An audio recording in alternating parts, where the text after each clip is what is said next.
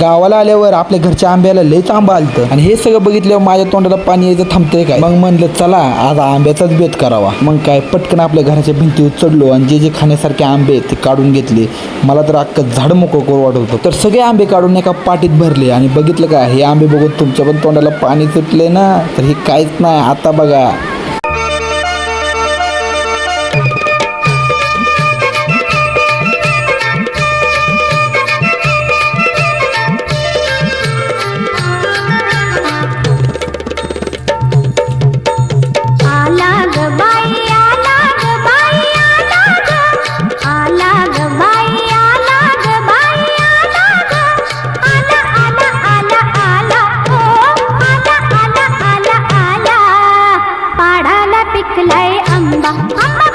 खरं सांगतो मीठ आणि चटणी लावल्यानंतर आंब्याची जी चव झाली झणकेदार लागा तोंडालाच पाणी. आणि असेच तुम्हाला तोंडाला पाणी सुटणारे व्हिडिओ बघायचे असतील तर माझ्या चॅनलला सबस्क्राईब करा.